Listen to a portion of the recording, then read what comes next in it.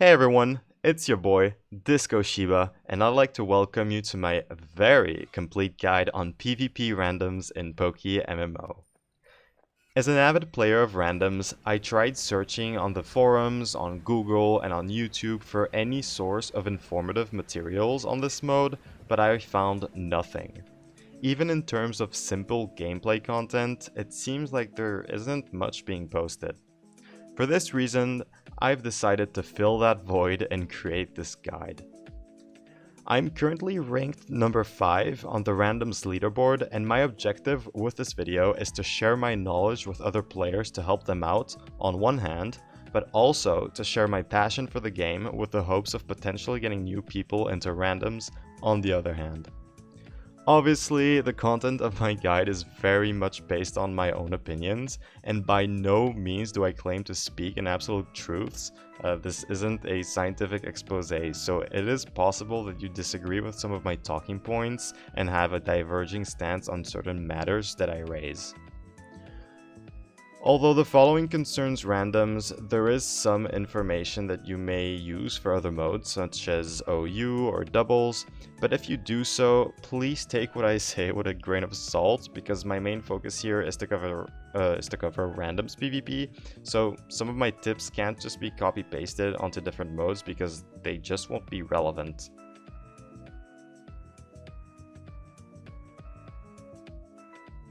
Okay, so now we can proceed and take a closer look on the framework that this guide will follow. So as you can see on the screen, it is going to be divided into 5 parts, and each part will include several sections. So the precise structure will be as follow. In the first part, I'm going to cover the basics of PvP randoms, such as the requirements and the rules that you must follow to play this mode. Feel free to skip this part if you already have some knowledge about randoms, because this is really only for new players who are, well, playing for the first time.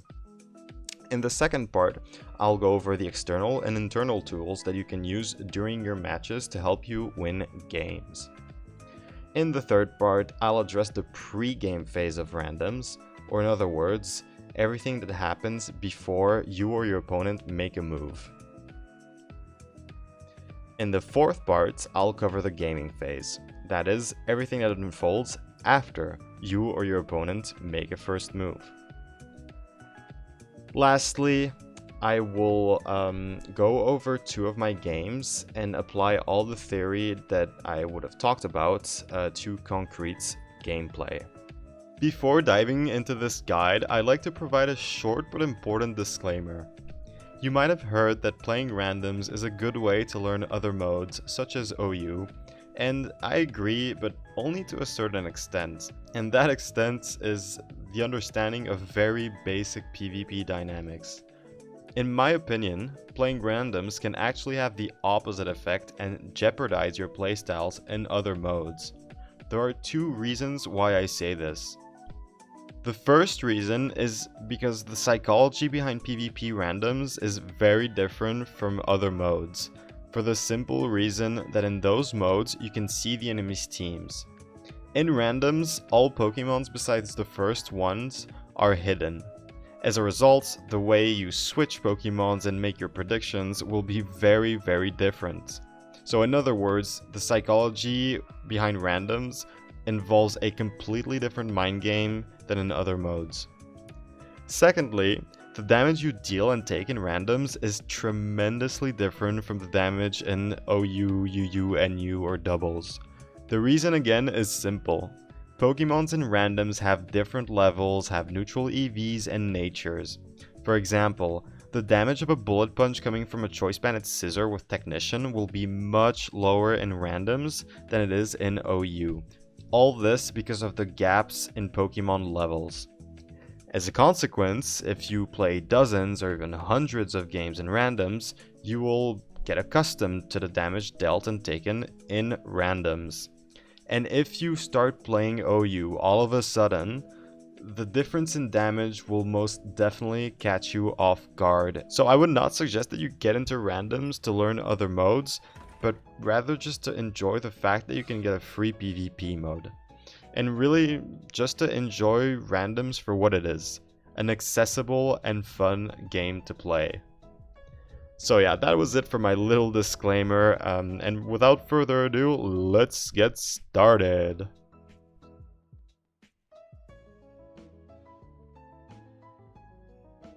In this first part, we're gonna cover the basics.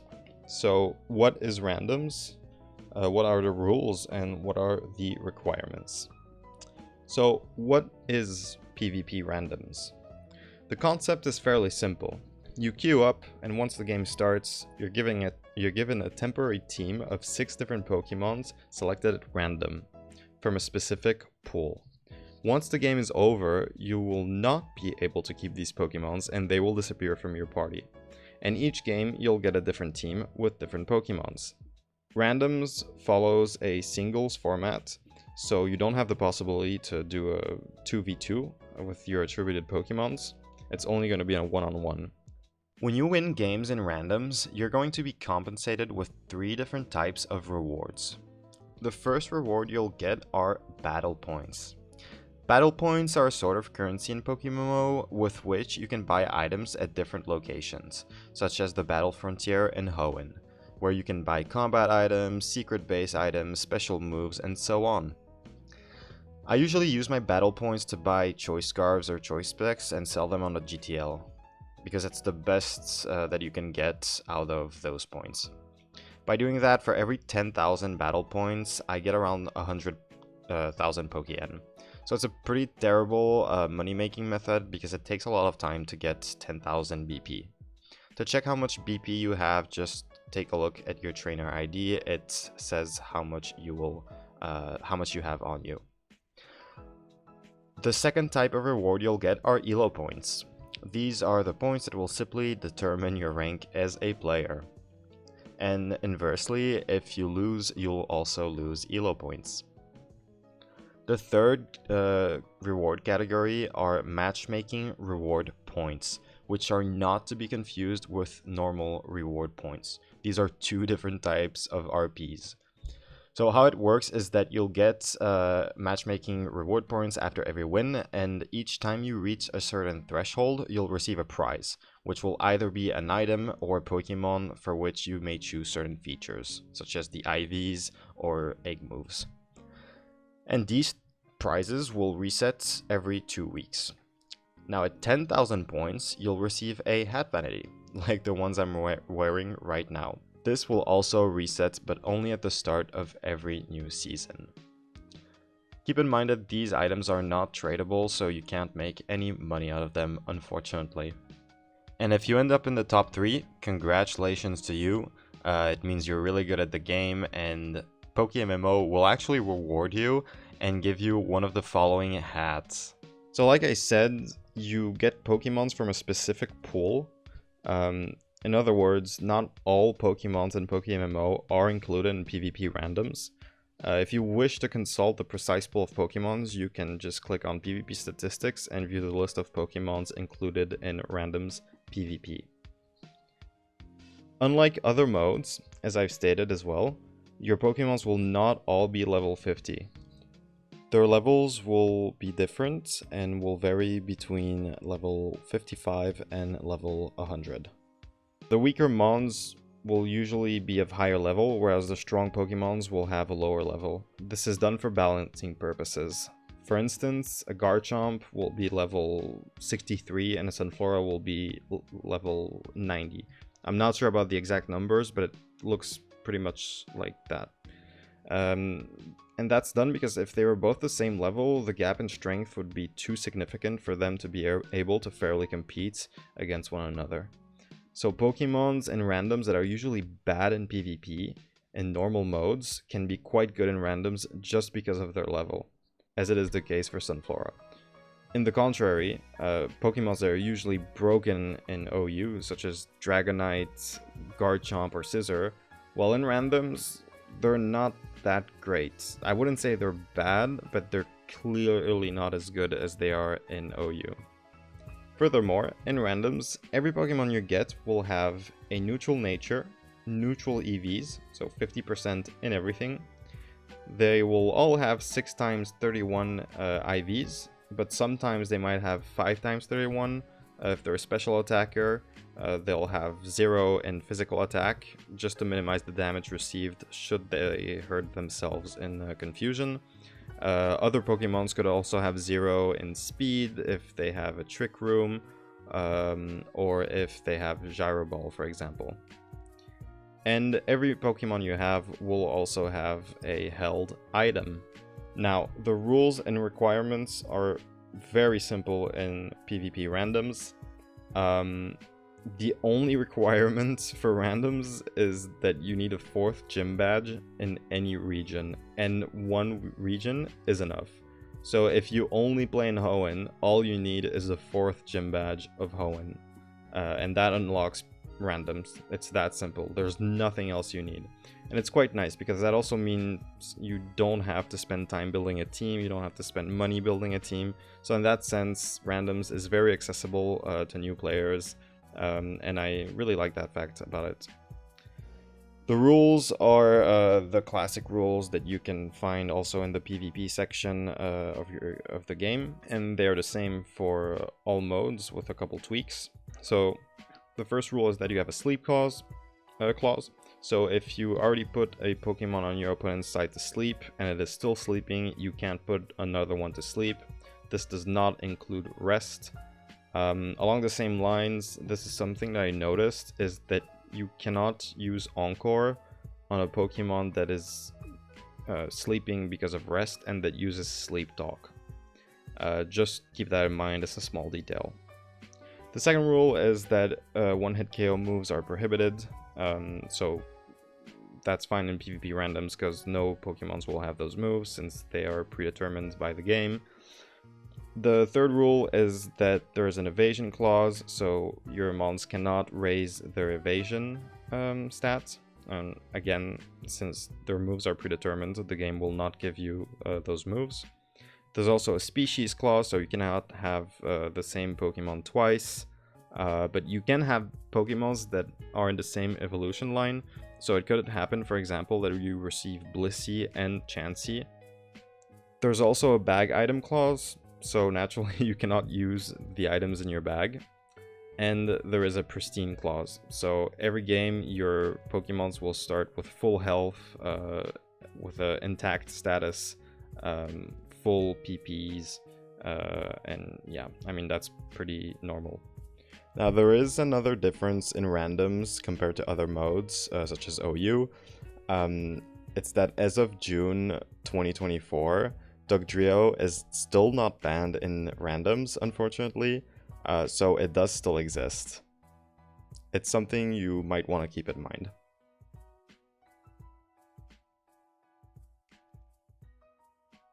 Alright, now let's dive into the second part, which concerns the tools that you can use during your games.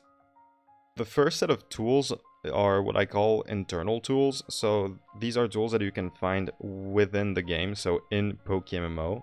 The first useful tool that you can find in the game is the Pokédex, and it is probably the most important one. For randoms, I highly recommend that you complete your Pokédex as well, so you can have access to the data of every Pokemon during your games. So, the Pokédex is useful for 3 main reasons. Firstly, you can use it to know which moves the opponent's Pokemon may have. For example, if you're weak to grass and you're against a fire type, fire types usually don't have grass moves. So if you use your Pokédex, you can check if that Pokemon has a grass move and could potentially be a threat. Secondly, to determine the strengths of your Pokemon and of the opposing Pokemons. So in front of you, if you're not sure whether the Pokemon is squishy, tanky, if it has high damage, you can just check in the Pokédex. Like if you check Drapion, well, you might not know what stats Drapion has, if it has high defense or high special defense or none of those. You can just go on in the Pokédex and look at the stats and see that he in fact has pretty high physical defense stats. So now that you know that, instead of switching into a physical attacker, it might be more clever to switch into a special attacker. Thirdly, you can also check the ability of opposing Pokemons. For example, if you want to use Spore on the opponent, but you're not sure what ability the other Pokemon has, it might have Insomnia or Vital Spirit. So you can check that just to know if you can safely use Spore. It's just an example, but checking the abilities is quite important. So yeah. The second useful tool that is internal to the game is PvP statistics. You can use this to view the win rate of Pokemons in randoms. So if you're ever in a situation where you have 3 Pokemon left, but you need to sack one of the factors that you can take into account is its win rate. And I insist on the fact that it's one of the factors. This is not exclusively how you make your choice, but it's still good to see and check if that Pokemon is strong or not. If you see it has 37% win rate, just you can get rid of it. Like that's very, very bad. But again, you have to rely on other elements, other factors, and not only win rate. But it can still be useful. The third good tool to use is the leaderboard. So this is only relevant if your opponent is in the top 100. Well, you can check his win rate.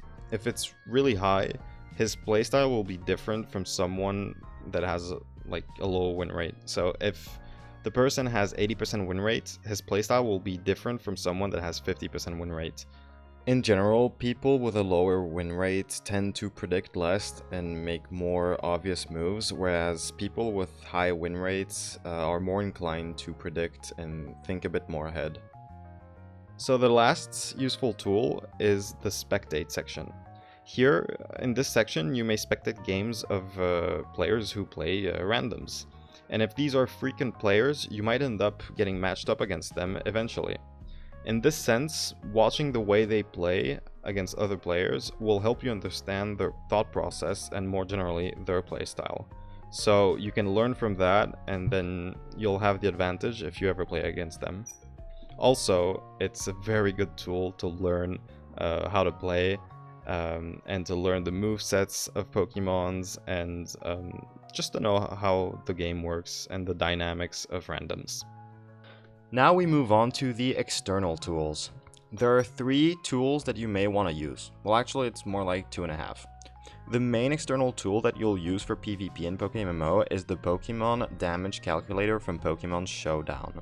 And the reason why I said 2.5 is because the other tool that you can use is the PokeMMO version of this that was crafted by some players and tailored to our game. The good thing is that both of these websites work the same, so most of the things I'll explain here will apply to both. I'll also show you an example on how to use them at the very end of this section. So, the Damage Calculator tool allows you to calculate the precise range of damage that you will deal or take depending on several input factors that you must apply yourself. For the damage to be accurately calculated, you must be thorough and meticulously insert the input factors in the website, otherwise the calc will be wrong. The first thing you'll do is set the damage calculator to randoms and generation XY. The reason why I'm not putting generation Sword and Shield, so SS, even though PokeMMO is based on Gen 8, is because a lot of Pokemons are missing on the website. There are also Pokemons missing when you set X and Y, such as Eviolite users like Golbat or Electabuzz, and the stats are a bit different, so sometimes the calc is wrong by a few percentages. Which is why the custom website can be very useful, because that is just specifically designed for PokeMMO, so I'd advise you to use that one. The list of input factors that you're going to want to insert in the website are the following. Naturally, the first thing you have to put is the name of the Pokemon. Secondly, you need to put his moves, which are going to be at the bottom of the website. Then you must insert the level. In randoms, this is important because, as I said, all the Pokemons have different levels. Then you have to put the type / the form of the Pokemon. Well, you don't really have to put it, but you have to change it if it is already preset by the game. For example, I don't know why, but the website puts Mr. Mime as being Fairy / Psychic. Whereas in PokeMMO, there is no fairy type, so he can only be psychic type, and you're gonna have to change that. Then you're gonna have to set the items, and this is a pretty important part because the damage you deal and take will be different according to which items you have. Sometimes it will remain the same, for example if you have choice scarf or leftovers. In other cases it can change, for instance if you have a life orb or choice specs. This is also the case if you want to calc the damage that the opponent can do to you. So you also have to determine whether he has, for example, choice specs, or if you see a life orb, yada yada. On a defensive aspect, the only item that will really matter is Eviolite, because that's the only item that can change the defensive stats in randoms. An item like Assault Vest does not exist in randoms in PokeMMO. But if the opponent or yourself have a Golbat, well, it will have an Eviolite, so you're gonna have to put that in, and it will drastically change the defensive stats of that Pokemon. Naturally, you also have to insert the stat changes. So if you use Nasty Plot, for example, you put that in. You put +2 in attack, in special attack. And the last thing you're going to want to put is the weather, because it is going to have an influence on the damage and on the stats of Pokemons. For instance, if you're in the sun, a Pokemon with chlorophyll will move faster, but fire moves will also have increased damage, and water moves will have decreased damage. Also in the sun, you cannot get frozen. When there is sand, the rock Pokemons will have increased special defense. When there is snow, ice Pokemons will have increased defense. You get the gist. It's going to have an influence. So it's also a factor that you're going to have to insert in the website. The last external tool that you're going to maybe want to use is the type chart. The one I recommend is the one from PokemonDB.com, so PokemonDatabase.com, because it's very clear, they use very good colors, and it's just very easy to use. This is important if you don't know the types by heart. You should definitely keep a tab with this chart open at all times. It's really important to memorize them at some point if you plan on getting serious with PvP, but till you get there, use this chart. You'll need it to know the types, and you'll need it to know the resistances, the weaknesses, and the strengths of your Pokemons. It's very, very important.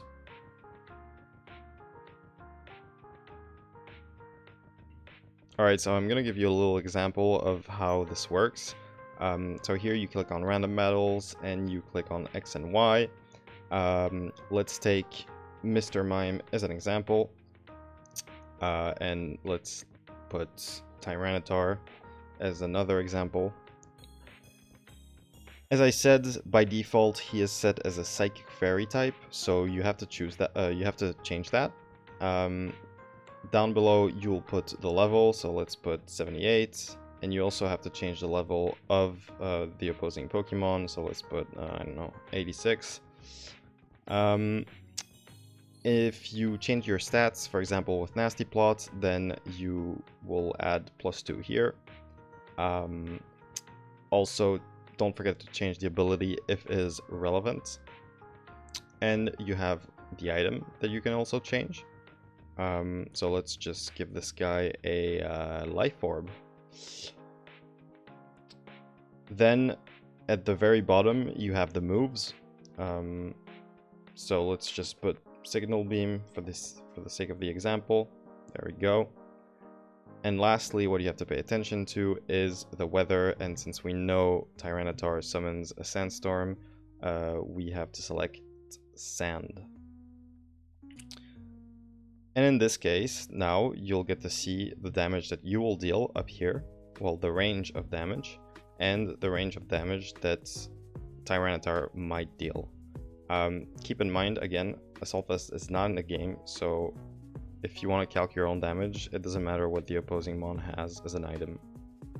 Yeah, so it's relatively simple to use. Just again, make sure that the data you insert is the right one, that you don't make mistakes, otherwise the math will be wrong.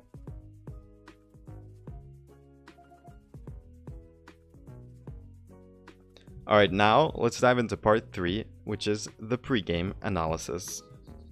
Here, although moves haven't been used yet, the game has officially started, and this part plays a crucial role that is almost just as important, if not more important, than the gameplay phase.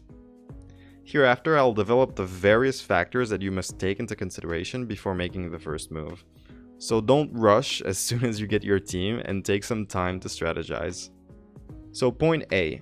The first thing you need to do is know your team. Simply put, just check the Pokemons you have, check their items, their abilities, their moves, just have a general understanding, a global overview of your team.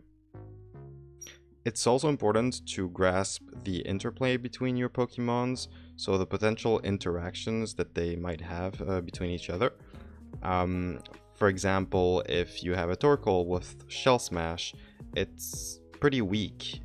Torkoal is slow even after Shell Smash, so if you also have a Pokemon that has Substitute and Baton Pass, a good strategy, a good play would be to try to set up by using Sub, and then Baton Passing into your Torkoal that can safely then set up with Shell Smash.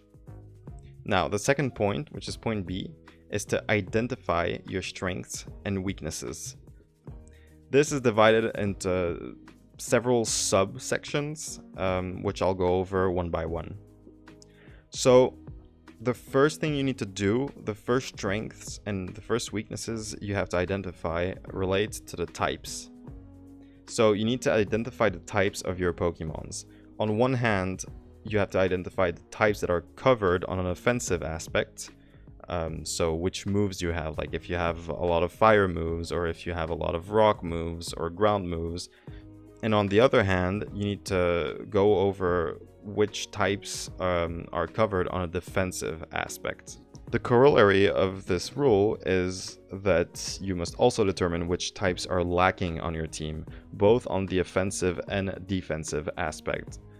For example, if you have 2 rock/ground types, 2 fire types, and 1 electric type with 1 water and flying type, you can conclude that you're very weak to water types and relatively weak to rock types. But you are quite strong against grass and flying types. When taking this into account, it's important to safeguard the Pokemon that is able to somewhat balance your weaknesses defensively and offensively. In this case, it would be the electric type.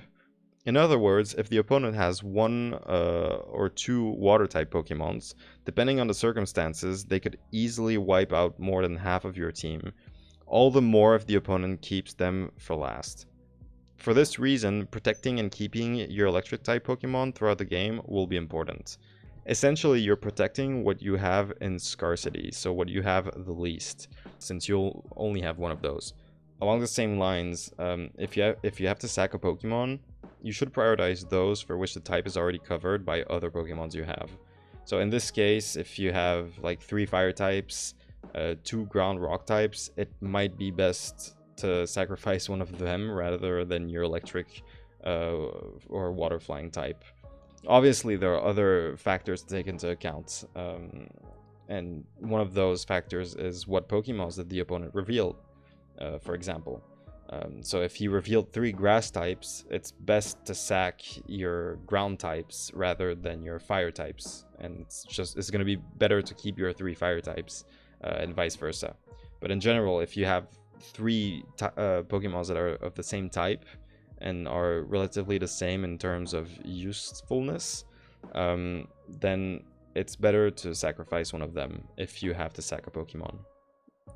Keep in mind that this is only one of several elements to take into account, since your decision should not only be guided by 1 criterion, but by all of the following. So everything I'm going to talk about now. So the second point to take into consideration with regards to identifying your strengths and weaknesses is to identify your offensive and defensive Pokemon. So for each Pokemon, you're going to identify if they have high or low physical damage, high or low special attack damage, high or low physical defense, high or low special defense, and high or low speed, and high or low HP. Ideally, you want to keep as much coverage as you can. It's important to identify these Pokemons at the beginning of the game to know what you can switch into according to what your opponent sends out. It's also important to know how many Pokemons you have at your disposal within each category.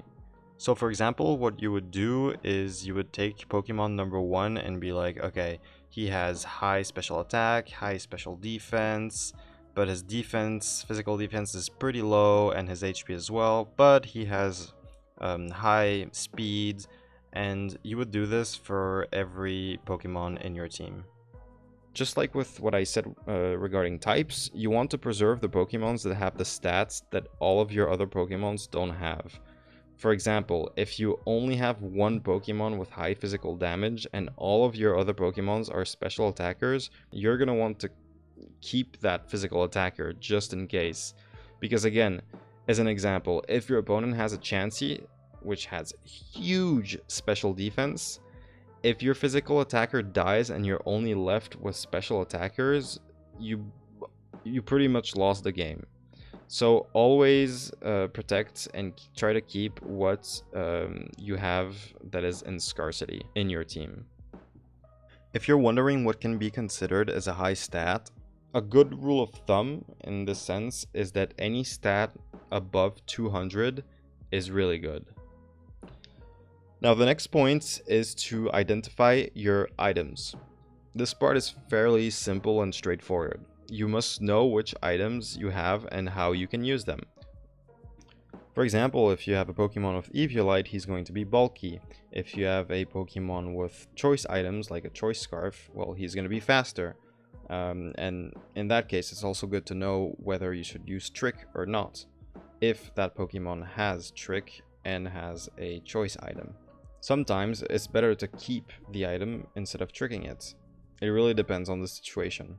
Like if you have a Medicham with Choice Scarf, it's pretty good, because he has the ability Huge Power and he has high attack damage, but he's quite slow. So having that Choice Scarf is going to give him a lot of value.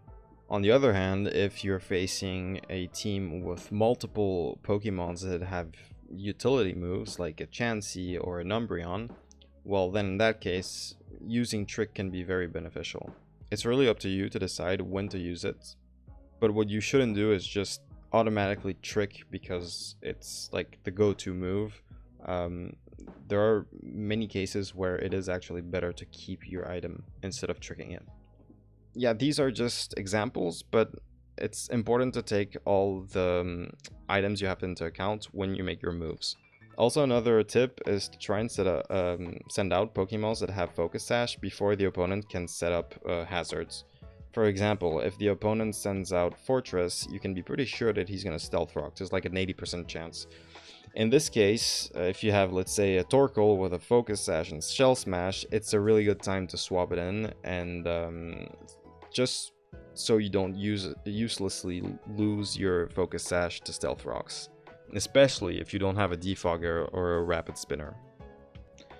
Now the next step will be for you to thoroughly analyze and comprehend the moves and the abilities that your Pokemon have so that you can factor them into the equation. On the screen you can see that I divided this section into 5 different categories, so you can see that there's a list and it's not necessarily in order of importance. It's just everything you have to take into consideration when taking a deeper look into moves and abilities. The first set of moves that you have to value are priority moves. So these are moves that allow your Pokemon to move first, provided that the opposing Mon does not use a priority move himself and is not faster than yours. I always try to keep a Pokemon with a prio move, just in case, because you never know what can happen. Prio moves are especially relevant when you allow your opponent to set up with his Pokemons. The best example that comes to my mind is if your opponent starts Shell Smashing. The thing with Shell Smash is that often the Pokemon that have it will have a Focus Sash. So if the Pokemon Shell Smashes and your Pokemon hits it, it's gonna survive. But then, the next turn, he'll have enhanced stats. So he's gonna be faster and stronger, and he could potentially wipe out your entire team. Which is why, in this case, having a Mon with a Prio move is very important. Because your Prio move will allow you to kill that Pokemon, even if he's +6 in attack. Well, you're just gonna hit him first, and if he has 1 HP left, it's gonna be an easy kill. Even in circumstances where the opponent did not set up, it's always good to have prio moves in case the opponent has really fast Pokemons. So in that sense, if you're able to, it is valuable to keep at least one mon with a priority move. The second category of moves that you have to value are stat enhancing moves, such as Nasty Plot, Swords Dance, Quiver Dance, etc. I've been saying for ages now that to have a good team, you either need Pokemons with hazards, such as Stealth Rocks, or Pokemons with stat enhancing moves. And if you have both, it's even better. Of course, it is still possible to win without that, but it does become significantly harder, especially if your opponent does have those type of moves. But to get back to the stat enhancing moves, often those Pokemons that have these moves are going to be your win condition. So it's extremely important to know when to set them up. Ideally, you should send out these Pokemons in the safest way possible. What I mean by that is that you should send these Pokemons when you can be almost sure that you're going to have a guaranteed free turn to set up. So when you're fairly certain that your opponent is going to have to switch out because he's going to fear the Pokemon that you send out. I'm always reluctant to send these Pokemons out by switching them in, because if you switch them in, there's a risk that they take damage, that they take a status move, and as a result, it's going to affect the health of a Pokemon that may be your win condition. So this shouldn't be applied in every single circumstances, but what I like to do is to send out my Mon that can set up after one of my Pokemon dies. In some instances, I even sacrifice on purpose one of my Pokemon, just so I can send out my setup Mon and have a free turn to set up. For example, if the opponent has a water type and you have a fire type, and your setup Mon is a grass type, what you're going to do is that if your fire type is in play and the opponent sends out the water type, you can let your fire type die. And then what you're going to do is you're going to switch into your grass type. If your grass type has a move like Quiver Dance or Swords Dance or whatnot, well, he's going to have a free turn to set up because your opponent is most likely going to switch. It's very unlikely that he's going to keep his water type in game. So you're going to get a free turn to set up. And once you set up, it could be enough to just start wiping through his team. Okay, so the third category of moves that you have to pay attention to are status moves. By status moves, I mean moves that can poison the enemy, burn the enemy, put the enemy asleep, or paralyze the enemy. You can also freeze the enemy, but there is no move that can directly do that. It's more of a secondary effect. Toxic is a very good move to counter setup Pokemons. So if your opponent, for example, starts Quiver Dancing with a Pokemon and you have a Chansey that has Toxic, the first thing you're going to do is to switch in your Chansey and poison that Pokemon. Because letting them set up is just too risky, and if you use Toxic, you're almost sure that your opponent is going to die eventually, unless he has Rest or Heal Bell or something like that. The possibility to burn the enemy is also very important. So if he has physical attackers, burning them will significantly reduce their damage, and it's basically going to render them useless. So just by burning an enemy, you're essentially taking out that Pokemon from the game. Regarding sleeping moves and paralyzing moves, those moves are usually just overall very good. Keep in mind that status moves usually have a chance to miss, in which case it's always a gamble to use them, but if you land them, it can be very beneficial. In some cases, you have status moves that definitely hit. For example, if you switch a Toxic Orb, or if you switch a Flame Orb, or if you use Glare, or if you use Spore. Glare Arbok is one of the best Pokemons to have because you can just paralyze the entire team one by one, and it's 100% sure that you're going to hit that move. A good way to use status moves is at the very beginning of the game. So I'm talking about the first turn, where you send out your Pokemon and the opponent sends out his. In this situation, if you send out a Pokemon that counter his, like if you send out a water type and he sends out a fire type, well, there are very high chances that he's going to switch. And he's going to switch into something that counters your Pokemon because he's going to anticipate the fact that you're going to use a water move. So instead of using a water move and take the risk of dealing 5% damage to a water type, Sometimes it's just better to use Toxic, or to use Will-O-Wisp, or to use any status move you have, by anticipating what the opponent is going to do. Another tip is to try to keep your Pokemon that has Toxic until the end of the game, because if the opponent only has one Pokemon left and you have a Pokemon with Toxic, then you almost have a guaranteed kill, because usually a Pokemon that has Toxic will also have a self-healing move like Roost, Soft Boiled, or Wish, and you'll be able to keep healing yourself while your opponent will slowly die. This also applies to Pokemons that have Perish Song. I always try to keep them for last, because if the opponent only has one Pokemon left and I use Perish Song, he just can't escape. He will die in 3 turns, and it's inevitable. Now, the fourth type of moves that you have to take into consideration are hazard-related moves. To me, these are the best moves in the games. This includes Stealth Rocks, Spikes, Toxic Spikes, and even Screens, which cut damage pretty impressively, to be honest. You should also determine whether you have hazard removing moves. So, if you have Defog or Rapid Spin. If you don't, you might want to prioritize switching into your Pokemons that don't do well against hazards. For example, if you have a Bug Flying type that would take 50% damage from Stealth Rocks, it might be better to switch him in if you feel like the opponent is going to use Stealth Rocks. So making sure that you can set up your own hazards is vital when you have them. Do not let your rocker die before he can set up Stealth Rocks. I'm someone that's extremely greedy with hazards because of how broken they are. I have no problem sacrificing a Pokemon just to set up rocks, and he would do nothing else but that. It changes the entire dynamics of the game. It dissuades your opponent from swapping so easily, so he'll have an incentive to stay in, and you can therefore act and play accordingly. If he decides to disregard the hazards and keep swapping as he usually would, then he'll just pay the price by getting damaged every time he does so. The order that you should prioritize with hazards is the following. The best hazard are Stealth Rocks, because it only takes 1 turn to put and it does some good damage. The second hazards to set would be Spikes, and you can set a maximum of 3.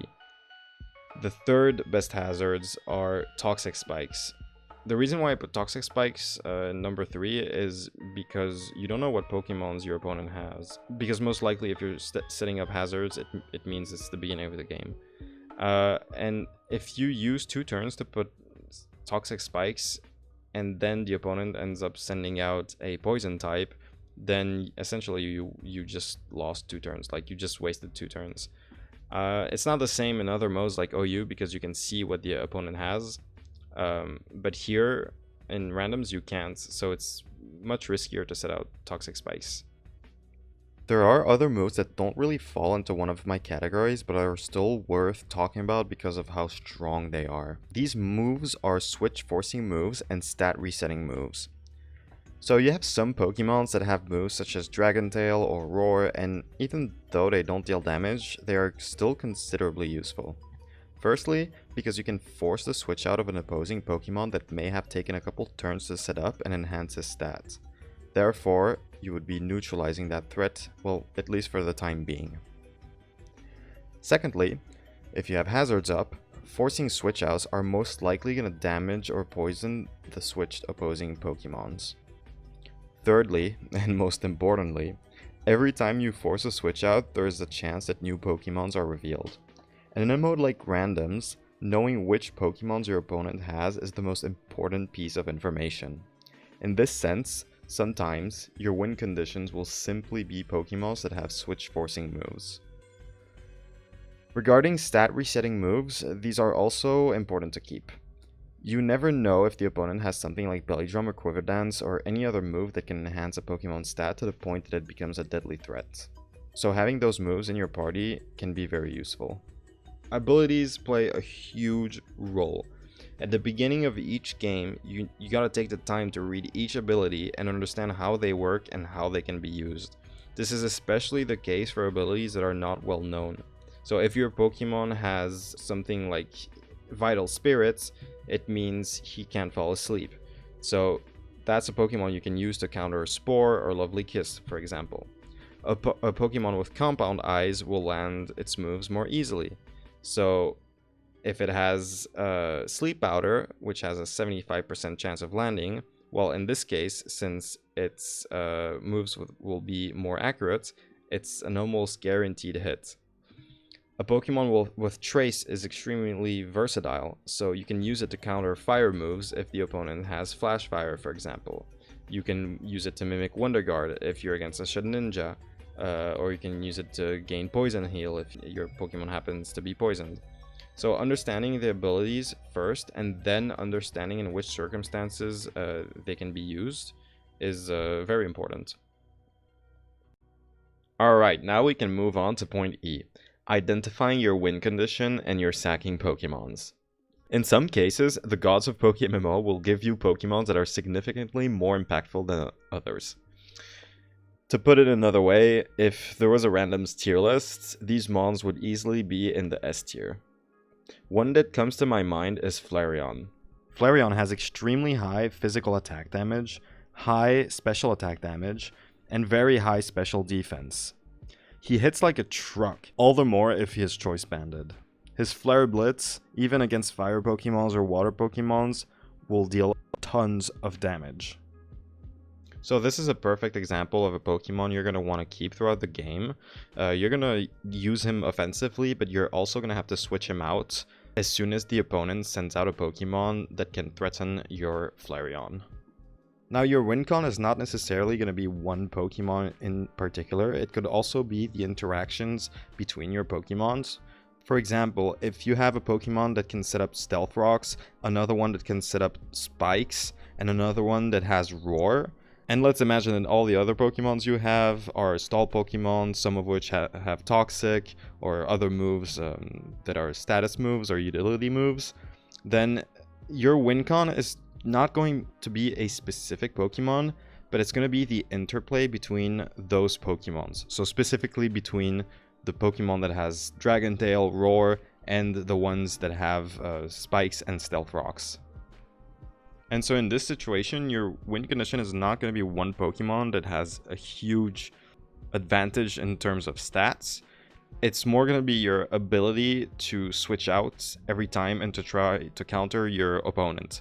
So yeah, just to say that your win condition can take many shapes. It can take the shape of a Pokemon, a specific Pokemon with super high stats, or the interactions between your Pokemons, or it can also be a strategy that you have to adopt according to the team you receive. For example, if you get a Shedinja, then your win condition would be to just abuse the fact that you have a Shedinja and keep swapping him out and in, and force your opponent to switch his Pokemons.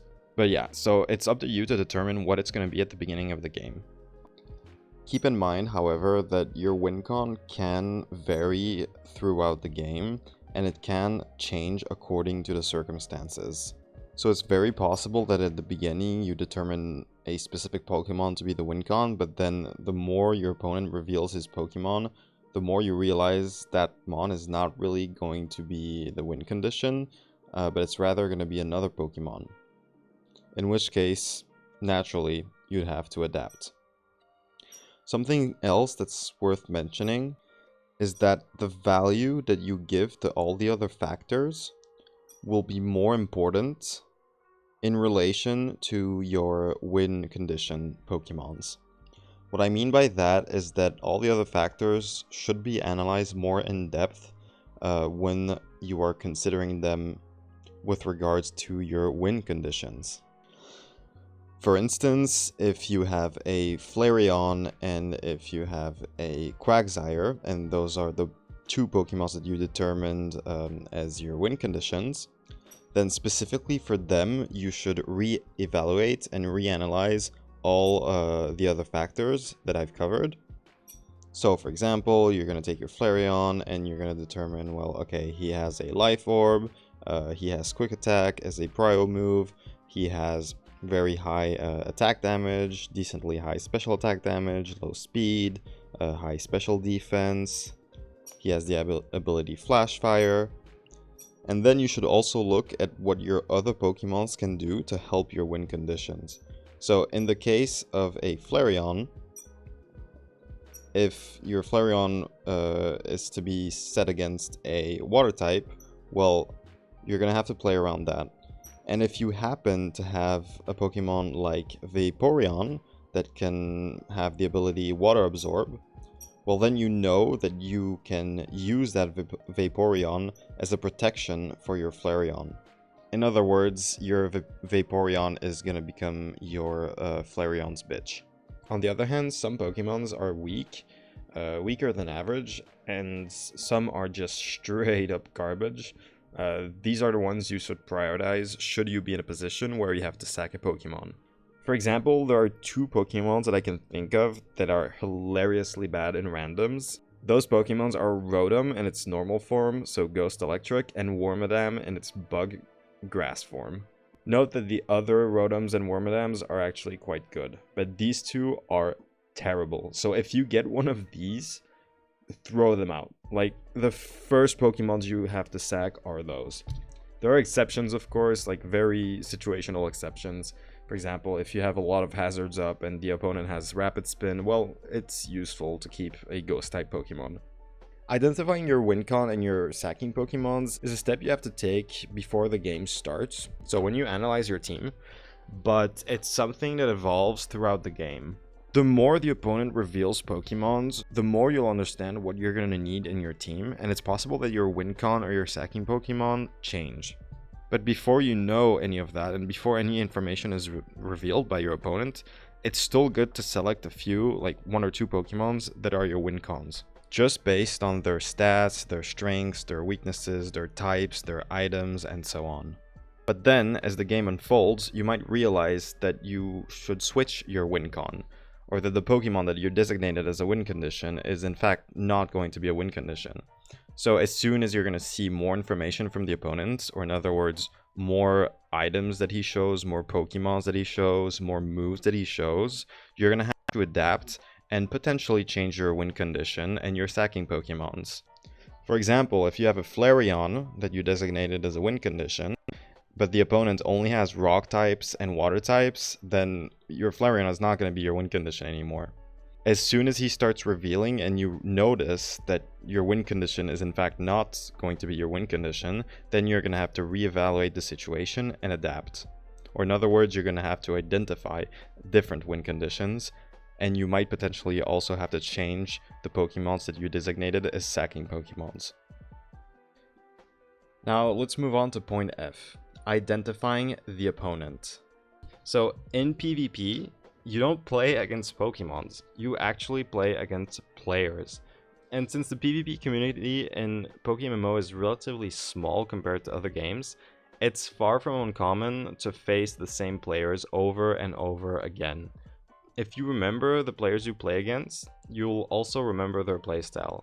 And it's even easier to remember them when they're in the top 100 because, you know, they have the little logo next to their name and they play more, so you'll see them more often.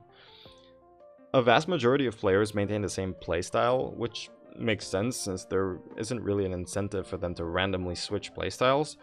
So when I face certain players against whom I'm often matched up against, it's easier for me to strategize. For example, there are some players I know for a fact that they only think one move ahead. They won't try to predict my prediction, so I'll play according to that. Along the same lines, rating also matters. The playstyle I choose will vary according to the elo of my opponent. If I'm against a novice player or an ace trainer, I won't play the same as if I'm playing against the top 100 player. And if I'm playing against the top 100 player, I won't play the same if he's top 5 on the ladder or if he's ranked 89, for example. I change my playstyle accordingly, and I tend to use different degrees of prediction according to the elo. So a novice player, I will not try to predict too much because they usually use pretty obvious moves. Which is fine, like they just started playing the game, it's alright. They maybe don't have all the experience that other players have, but those players who do have the experience, I know that they're going to play much differently and I will adapt to that. So the last point is miscellaneous. It's just other features that you can take into consideration that don't necessarily fall within the above mentioned sections. Basically, I wanted to make this section because all games are different and sometimes you can face really unique situations. For example, the singular fact of being attributed a ninja creates a unique scenario. You're going to have a Pokemon that is entirely going to change the dynamics of the game, and you're going to want to play around that. Usually when I receive a Shedinja, I try to keep it secret. I don't show it until the very end. The reason I do this is because the more Pokemons I feint on the opponent's team, well, the less Pokemons he's gonna have that can potentially kill my Shedinja. And if I end up sending him when he has only 2-3 Pokemons left, he may just realize that he has no moves left that can kill my Shedinja and just surrender. It's even easier to play with a Shedinja if you have a Defogger, a Rapid Spinner, or if the opponent does not have utility moves or hazard moves, such as Stealth Rocks, Spikes, or setting up a Sandstorm or Toxic. So you also want to scout for those type of moves before using your Shedinja. So yeah, if you have a Shedinja, don't hesitate to abuse this. Once you've switched him in, just keep switching him out. Force the opponent to try to make plays, because just the fact of having a Shedinja means that you're going to have the upper hand. You're going to control how the game works. Unique situations can also be created from unique situations themselves. For example, a couple weeks ago what I had was a Porygon with Trace, and the opponent had a Shedinja. So what I immediately did when he sent it out is send out my own Porygon, and it traced its ability Wonder Guard. In other words, my Porygon became only weak to fighting moves. He could only be hit by fighting moves. And for me, this worked out wonderfully, because I had raised my defensive stats, so even his fighting types would not deal that much damage to me, and he had already paralyzed me, so it's not like he could use Toxic and watch my Porygon die. Spoiler, I did end up winning that game just with my Porygon alone. This is yet another example of why understanding your abilities is fundamental, and especially understanding how you can use them. Something else to take into account are setup Pokemons. Specifically, there are 3 setup moves that are very dangerous and that you must pay attention to. Those moves are Belly Drum, Shell Smash, and Quiver Dance. On the screen you can see the Pokemons that can have one of these moves. And if you're ever faced against one of these Pokemons, you have to be careful. Because what could happen is that if you switch out when the opponent sends out these Pokemons, well, you're going to give them a turn to set up, and then he can just 6-0 your team. So in this situation, sometimes, even if you're weak to the opposing Mon, it is better to keep him in and attack. For example, if you sent out a Venusaur and your Venusaur just killed the opposing Mon, and as a response, your opponent sends out a Magmar, well, that Magmar could have Belly Drum. And in the opponent's mind, since you have a Grass type, well, he's going to assume that you're going to switch. And essentially, it's going to give him a free turn to Belly Drum. In this situation, you have to ask yourself, is there anything in my team that can deal with a Belly Drum Magmar? If the answer is no, then switching out might not be the best option. Instead, it could be better to directly just attack the Magmar with your Venusaur. For example, if you have Earth Power, it's going to do a lot of damage. Obviously, it's a risk you're going to have to take, but you have to balance the worst case scenarios that could happen.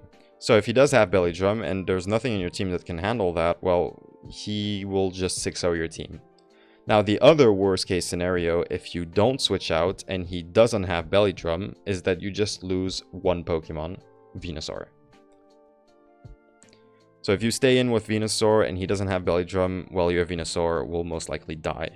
But compared to the alternative, it's a much better outcome.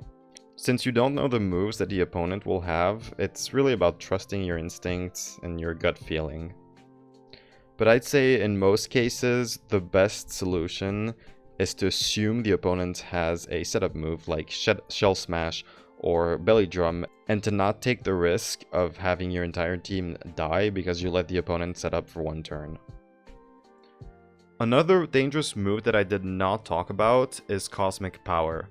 I think it's still worth mentioning because it could pose a threat, but it's not as bad as the moves I've just mentioned because it takes like 4 or 5 turns for that Pokemon to become relevant, And in those turns, you really have the time to switch in a mon and use something like Toxic, or if you have a trick Pokemon, you can trick your choice item like a choice scarf.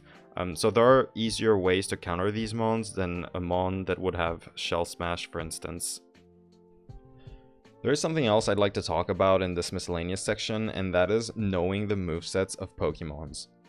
In randoms, I'd say Pokemons all have between 2 to like 7, 8 movesets that can be attributed to them by the game. Knowing the potential movesets that Pokemon may have is a huge advantage. Now, to the best of my knowledge, I don't think there's a list on the internet. I've looked for one and I don't think it exists. Like, there's no Excel sheet that includes all of the moves for each Pokemon. But to be honest, I don't think it's really necessary to make a list, because making a list will take you hundreds of games to go through all the movesets of every Pokemon. In which case, if you do go through all those games, well, you're automatically going to memorize the movesets. So there's no point making a list. So yeah, it does take a lot of practice, a lot of time, but in the end, it is necessary if you want to become really good at randoms to know the movesets of Pokemons. For example, Dustox has 2 types of movesets. The first one is a moveset with U-Turn, Toxic, Defog, and Roost. And if he uses one of those moves, you'll know that he does not have Quiver Dance. Well, except Roost, because he can have that in both cases. And yeah, so the second moveset of Dustox is the moveset with Quiver Dance. And his Quiver Dance moveset, well, sometimes it has Bug Buzz, sometimes it has Sludge Bomb, sometimes it has both. But the key here is to know that if he uses something like U-Turn, he's not going to have Quiver Dance. And this goes for all the Pokemon with switching moves. So if a Pokemon has Volt Switch, U-Turn, Teleport, something like that, he is not going to have set of moves. And if you think about it, it makes sense. Why would the game give you a Pokemon that can set up with Swords Dance or Quiver Dance like 4 times in a row, just to U-turn afterwards? Dustox can also have a Choice Scarf or Choice Specs. So if you realize that his damage is really high, or if he's really fast, then that means he's going to have a Choice Scarf and therefore not have Quiver Dance. And because I know this, I'm going to be able to strategize around it. So just because I know his moveset, it's going to give me an advantage. The last thing that I want to mention in Miscellaneous is your mental state. If you are tilted, if you've lost many games in a row, if you're frustrated, stop playing. This is advice that is relevant not only in PokeMMO randoms, but in any mode or even in any game. Because when you're tilted, you're going to play worse. So in that case, just take a break, do some shunting, play another video game, relax, do something else. But just stop queuing up for ranked. In my case, when I'm tilted, and if I keep playing, I usually lose patience. But in Pokemon PvP, patience is key. Because you're going to need the patience to keep switching out and reacting to what the opponent does. Whereas if you don't have the patience, sometimes you might just be like, well, fuck it, I'm sacking this Pokemon, I don't want to switch, I don't want to try anymore, and well, as a result, you're going to let your Pokemon die, you're going to make mistakes, and in the end, you're just going to lose more. I do have a concluding remark on this part that is very, very important, so please pay close attention. Otherwise, everything I've just shared, all the knowledge I've just shared, will be useless. So, it's imperative that all the features I just presented are not taken into account in an isolated way, but rather as a whole. What I mean by that is that when you switch a Pokemon, when you send one out, you can't just take his type into account, for example, and not consider his item or his defensive stat. Because, for instance, if the opponent has a water type and you counter him by sending out a grass type, well, if your grass type is very slow, has very low defense, and if your opponent is a water Pokemon but has really high attack and has a choice band, well, regardless of your type, even if you resist the other Pokemon due to type, there is a chance that you can get 2-hit KO. What matters is the convergence of all these factors. So what you have to do is take into consideration all the data that you've created based on the factors that I just gave you, and create in a sense, one big cocktail of data. And your decisions should be made according to the conclusions you make based on this collective set of data. In the end, the measure of how good you are at PvP randoms will depend on your ability to understand all the data you have. It will depend on your ability to converge that data. It will depend on your ability to compare all the factors between each other and to compare their value, and on your ability to subsequently make decisions accordingly. This is where randoms is a bit more difficult than OU or UU or other modes, because in those modes you already built a team. So you already took these factors into account before starting the game. I mean, you even built your team around these factors. Whereas in randoms, you have to go through this process every single game, and you have to start from scratch. And it's something that's quite difficult to do when you only have a couple minutes to think. So yeah, that was my last point regarding this part. Just take everything into consideration. For the sake of clarity and to help you out, you can see on the screen that I've created a diagram of all the factors that you should consider. So feel free to use this during your games. I'll also link a PDF in the description of this video.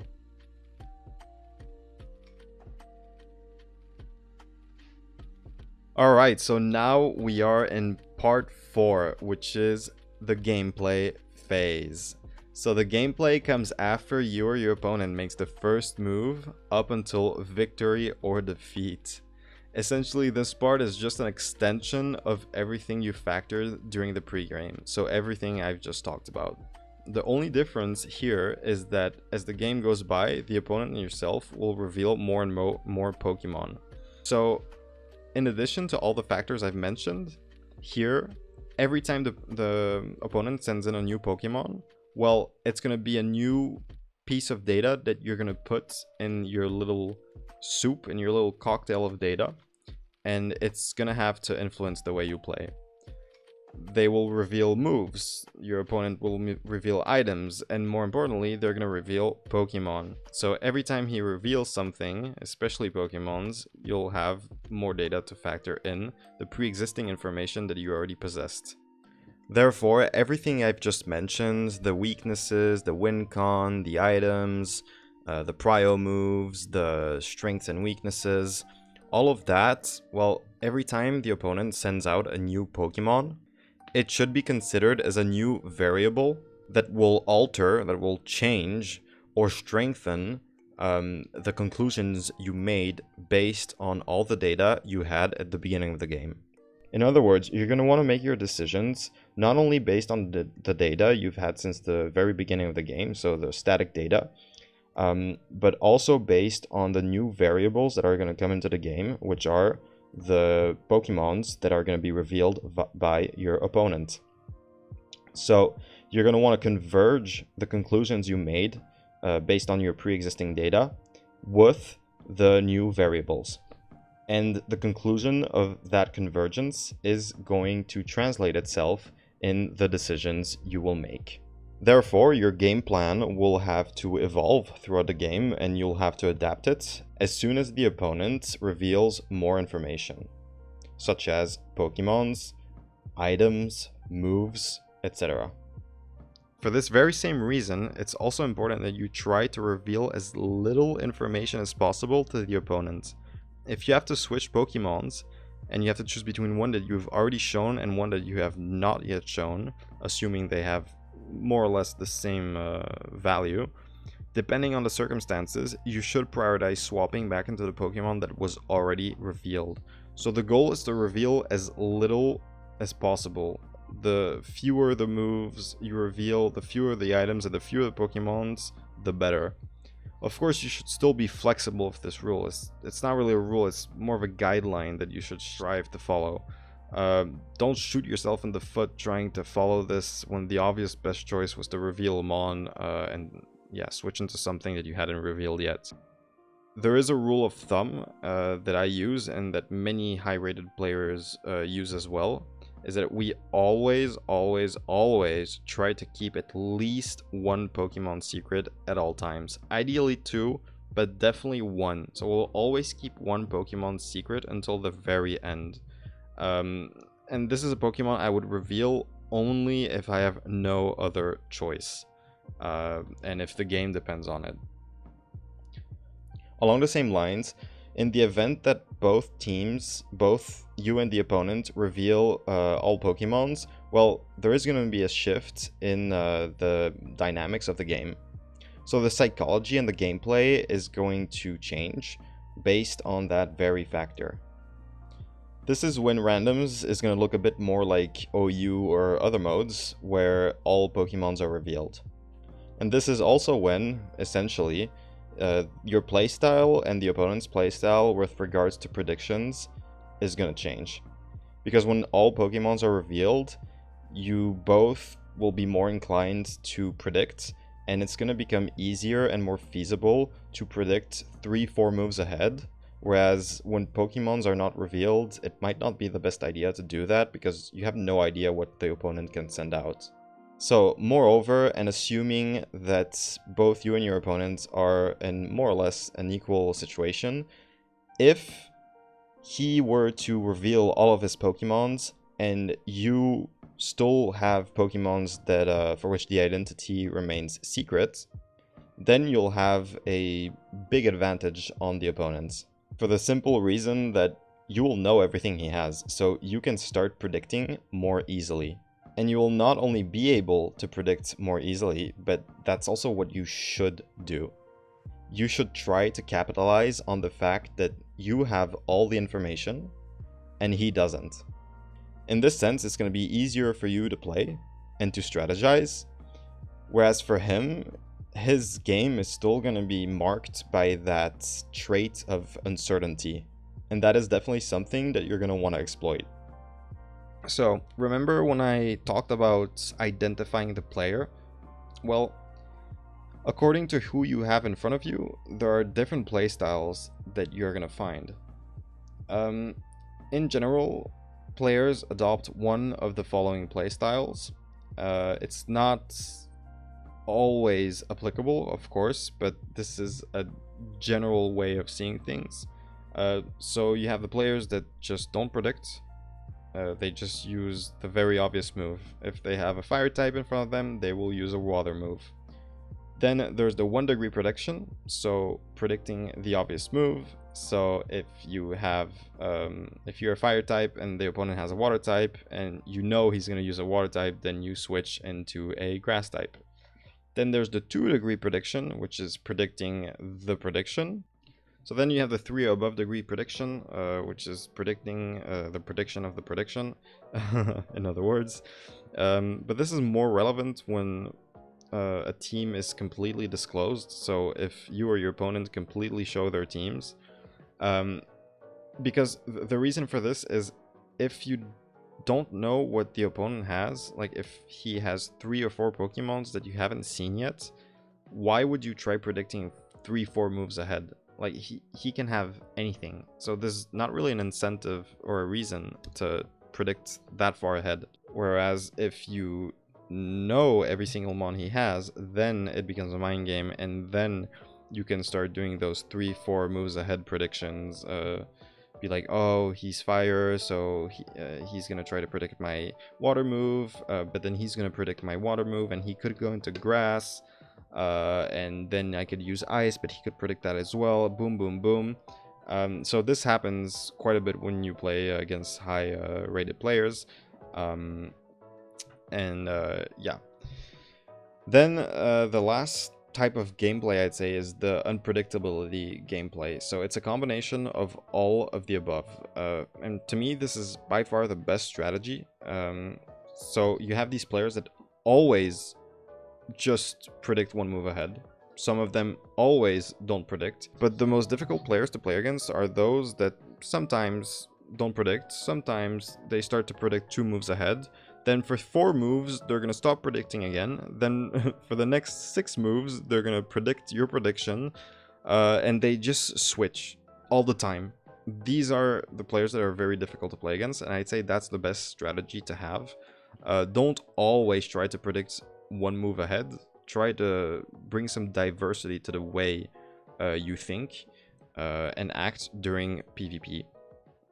A bit more on the topic of playstyles, and as a complementary feature of prediction degrees, you can also generally, and emphasize on generally, group players into one of the following categories: aggressive, moderate, and defensive.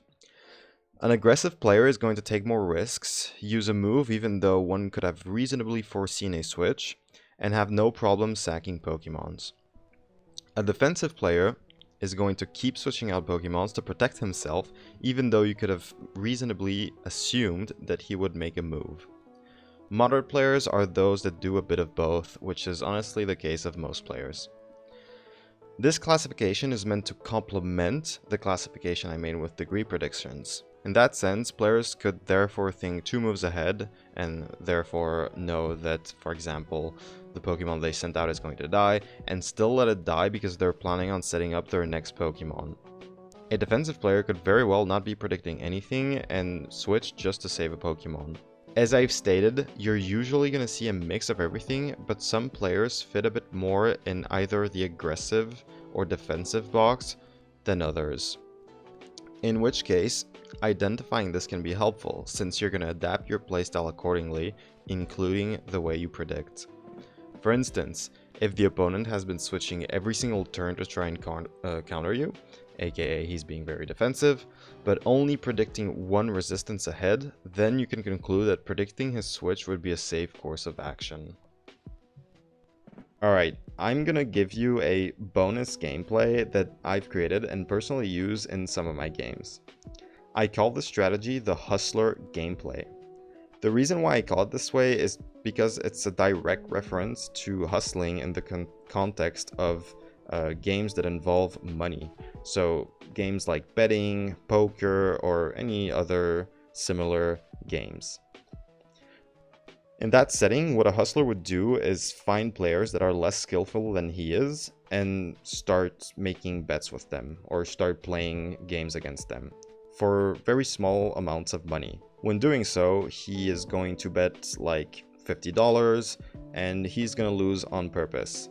Not only is he going to lose on purpose, but he's also going to pretend to be very bad and ignorant on the game.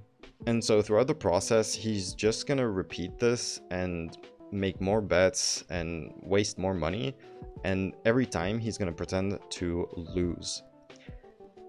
In the end, his entire objective is to place one last bet for a very large sum of money. So let's say like $2,000.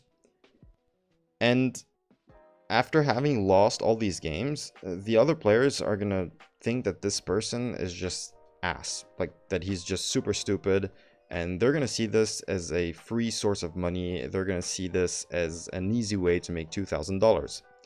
Except that at that moment, the hustler is going to reveal his true colors and suddenly become very good and play very well. And as a result, well, he's going to win and he's going to get $2,000. Alright, to get back to what I was saying regarding the hustler gameplay, I've called it that way because it resembles the way hustlers play, as I've mentioned, because it also involves pretending. Essentially, how it works is that I'm going to pretend during the initial turns, during the first turns of the game, so turns 5 to 7, more or less. I'm going to pretend to be bad, and I'm going to make very obvious moves. But then I'm going to shift my playstyle and start playing well again. There are 3 reasons why I do this. The first one is because this allows me to get a sense of the opponent's playstyle. So I'll be able to have a general understanding of how his thought process works. On the other hand, he can't do the same because I am showing a facade. I'm showing a fake playstyle, so he won't have an idea of how I play. Well, it's not that he won't have one, it's that he's gonna have a misinformed conception of how I play, which is naturally a benefit for me. The second reason I do this is to condition the opponent. So if I keep using obvious moves for the first 7 turns, it's gonna develop a pattern, and that pattern, well, the opponent is gonna realize it. And so he's going to start predicting, but only predicting one move ahead, since I'm only making obvious moves. But the thing is, when I'm going to switch my playstyle and start playing well again, well, he's going to keep doing that. And of course, at some point he's going to notice that I switched my playstyle, but by the time he adapts and realizes that, well, it's going to take a couple turns. And those turns will therefore be in my favor. The third reason I do this is to add an element of surprise, because if I drastically change my playstyle out of nowhere, it's going to unsettle the opponent, so it's really just a little mind game. Now, I don't always use this strategy. I usually use it for veteran players or players who are in the top 100 but are ranked in the mid to lower tier. And the reason why I only do this with them is because I don't really know how they play. At that level, players can be really good or average or sometimes even bad. So it's really about testing out and trying to help me understand how they play. Whereas novice players or ace trainers, well, they play in a very simple way. They usually make very obvious moves, so I don't need to do this strategy with them because like I already know what they're gonna do. Like, I'm not hating on them. They're beginners, and it's normal that they're not going to be as good as high-rated players, and it's normal that they're still getting used to the dynamics of the game, and so, yeah. But it is what it is. Usually that's how they play. Of course, it's not a rule, a general rule that applies all the time, but that's usually how it works with lower-rated players. The reason why I don't do this with high-rated players, so players who are ranked in the top 30, for example, is because, first of all, it is dangerous to sacrifice those 5 to 7 turns with them, because they can capitalize on those turns much more easily than lower-rated players. Because essentially what I'm doing in those turns, in the first turns, is that I'm purposefully playing bad, so I'm purposefully making mistakes, and they can use that against me pretty easily. The second reason is because they are high rated, and I know that they are going to play with a strategy in mind. Like, I know that they're going to try to predict, and a lot of those players, I've also played against them quite often, so I already know their playstyle, and I don't have to do this to understand how they proceed. Okay, this concludes this part. As a reminder, the gameplay phase is, in a sense, just an extension of the pre-game phase. You're still gonna take all these factors, all the factors that I've talked about into consideration, and you're gonna take the conclusions you made based on these factors, and you are going to adapt them during the entire game, so throughout the game.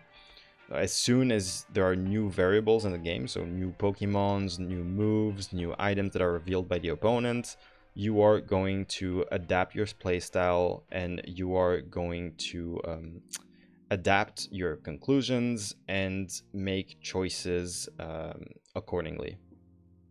So whereas the information and data you get in the pregame is static, everything during the gameplay phase is malleable, so it's changing, it evolves, it progresses, and it's going to be your job to adapt to the development of the information and more generally to adapt to the development of the game.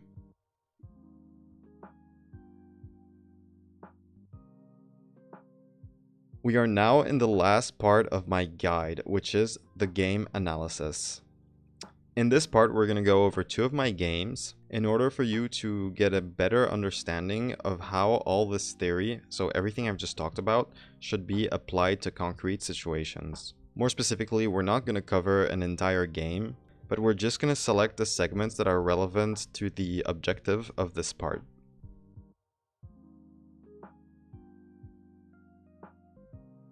Alright, so now we can begin with the game analysis. So I took one of my previous YouTube videos and picked a game that we can dive into. What I'm gonna do here is that I'm going to play the video and sometimes pause it, and I'm going to fill this Word document with all the relevant information. So these are all the factors that I've mentioned in my theoretical part of the video. and you shouldn't have a list like this open at all times, but I just wanted to illustrate how your thought process should be.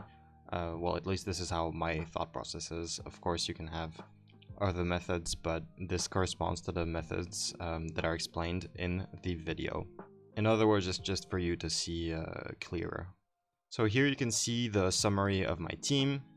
The first thing I'm going to do is I'm going to read the abilities. I'm going to see which Pokemons I have. I'm going to see their items, their moves, yada yada. I'm also going to look for potential interplays, and here I didn't really see any besides the fact that my Stantler can start setting up screens, and these screens could be useful if I would want to switch in my setup Pokemons afterwards. So for example, I could screen, let my Stantler die, and then put my Hypno once both screens are up and safely set up my Hypno.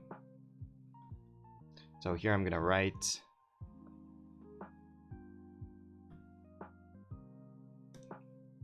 Stantler screens for coverage of other Pokemons.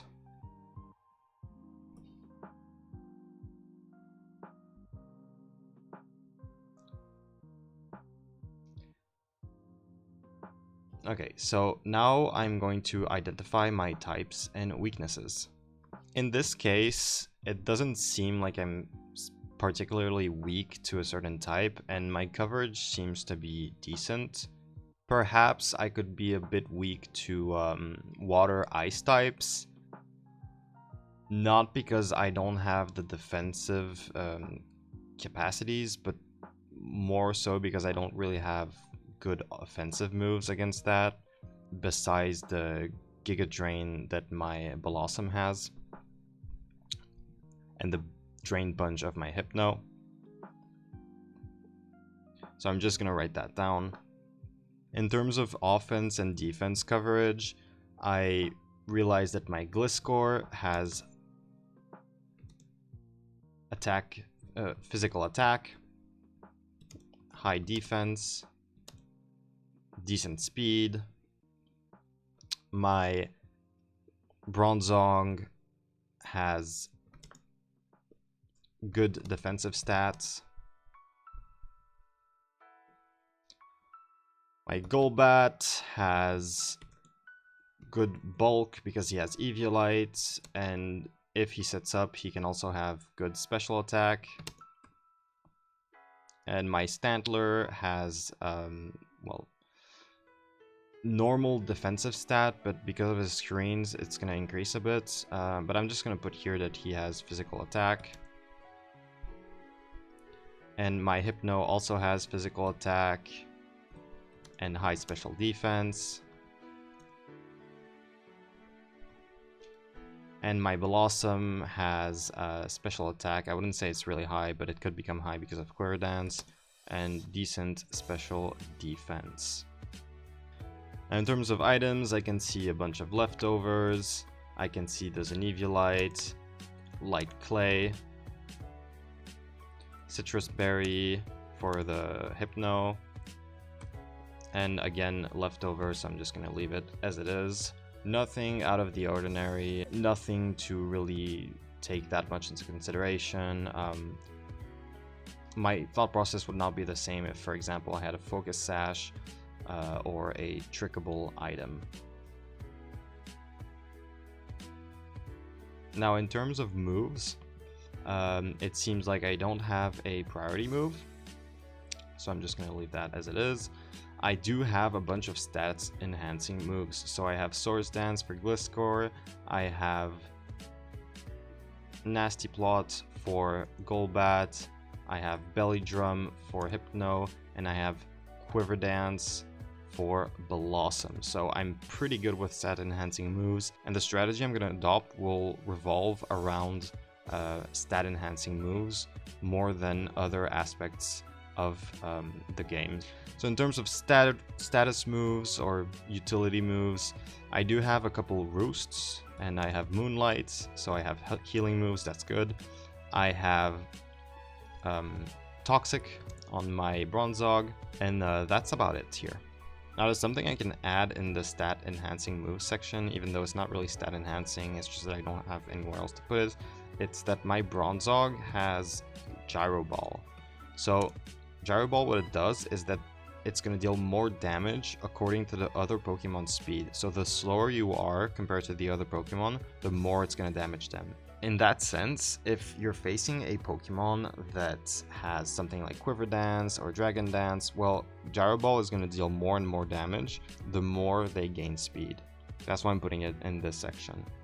It's also a move that's worth taking into account. With regards to hazard-related moves, I have Stealth Rocks, so that's huge, and I'm going to try to put that as soon as possible. And I have Screens. Unfortunately, I don't have a Rapid Spinner or a Defogger. Regarding the abilities, on Gliscor I have Hyper Cutter, so that's quite nice because I won't be able to be intimidated, and therefore if I Swords Dance, the enemy cannot abuse Intimidate Pokemons and keep switching them in to make me lose attack damage. So I'm gonna write that down. I have Levitate for Bronzog. So even though he's a Steel type and therefore weak to ground moves, in this case he will not be. So that's really good as well.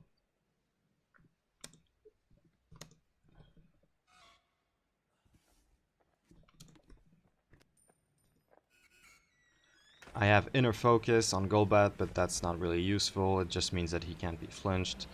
And I have Intimidate on Stantler, and that I will write down because it can be extremely useful. Intimidate is one of the best abilities in the game. You can freely reduce the attack damage of opposing Pokemon, and yeah, it's just very effective. I have Insomnia on Hypno, so that's good to know. If the opponent has a Pokemon with Spore, or Lovely Kiss, or Sleep Powder, it's not going to work. And I have Chlorophyll on Blossom. This is something I would therefore use if the opposing Mon somehow sets up Sun. But if it's a Fire type, it's still not going to be a good idea to send Blossom in, even if it has Chlorophyll, because it's going to be extremely weak to Fire types.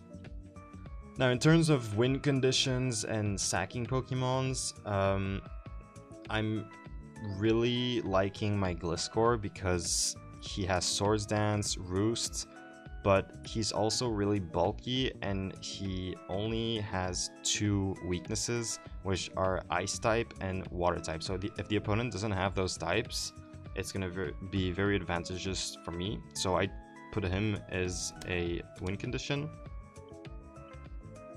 And I'm also going to put Hypno because Belly Drum is just very broken and he does have a healing move, Drain Punch, so it can survive quite nicely. And I'm also gonna put the Quiver Dancer because Quiver Dance is broken. For my sacking Pokemon, the obvious choice would be Bronzong or Stantler, but only after they set up their hazards. And if I have to choose between one of them, I would sack Bronzong. Well, after he set up the Stealth Rocks, because Stantler still has Intimidate, and that's something I can utilize.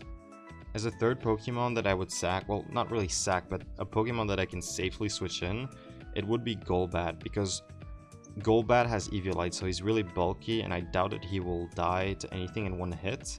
And he has Roost, so he can just switch in, take damage, and then Roost up. So in order, I would put Bronzong number 1, number 2 Stantler, and Stantler, number 3 Golbat, only after hazards are set. Okay, now regarding the opponent, I'm identifying the opponent. Wait, I can't see from here. So here we see a veteran player, so I won't really know how skillful he is. It's not like if he's an ace trainer, I know he's not going to be that good, and if he's in the top 50, I know he's going to be quite good. Veteran players are kind of in between, so just by seeing this, just by seeing his name, I'm not going to be able to know his level, so I'm just going to put nothing. And is there something else to take into consideration? Something unique? Well, not really. So I'm gonna leave it blank as well. Okay. So now what's happening is that I'm against the Sunflora. And you might think this is okay because Sunflora is a grass type and it's very slow, and I do have Ice Fang. The thing is, Sunflora's level is very high. And my level is very low, so its stats are going to be much better than mine. In other words, my Ice Fang is not going to do much damage, first of all. Second of all, I know for a fact that Sunflora sometimes has hidden power in its set. Sometimes it's hidden power fire, but sometimes it's also hidden power ice. And since my Gliscor is 4 times weak to ice, and since Sunflora has very high special attack, it can potentially get one-shot. So here I know this, and I'm therefore going to switch into a different Pokemon.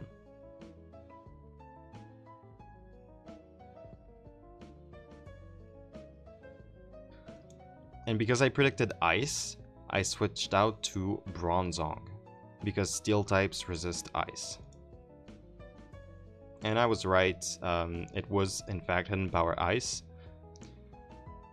And in randoms, a Pokemon is not going to have hidden power twice in its sets, so once it has hidden power, there's only going to be one hidden power. It's not going to have hidden power ice and hidden power fire, so I know that I'm safe against Sunflora. I also put out Bronzong because I wanted to set up rocks as soon as possible. As I said, setting up hazards should be a priority.